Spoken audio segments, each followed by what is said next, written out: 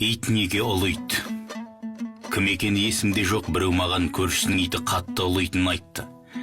Ал есі болса бейшара итті жағың қарысқыр, үнің өшкір деп қарғап-сілеп, қала берді қолына түскен затпен ұрады екен.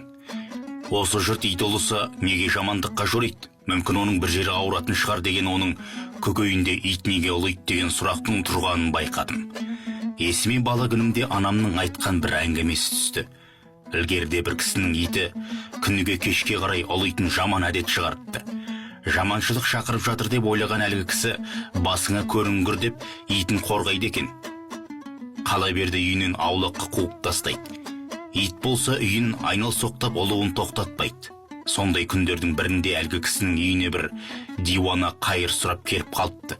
7 теңгесін бере сап кетіп бара жатқан кісіні тоқтатқан диуана аспанға қарашы депті. Қараса қап-қара қорқынышты бір заттың өзіне таяп келе жатқанын, ал итінің ұлып жақындатпай тұрғанын көреді. Сәлден кейін әлгі қара нәрсені өзінің берген 7 теңгесі қуалап кете барыпты. Осының бәрін өз көзімен көрген иттің иесі диуананың тегін адам емес екенін біліп алғысын жаудырыпты. Сол күннен бастап иті де ұлуын қойыпты. Осы әңгіменің соңында анам, садақаны ұсақ тиындармен көп қылып тастасаң, пәлекеттің соңынан көп болып қуалайды екен деп қосып қоятын. Ол кісінің де өзінен үлкендерден естігені шығар, кім білсін. Әңгімені ұйып тыңдаған танысым, көршіме айтайыншы осы әңгімені, итін ұра бермей садақа тастасын дегені.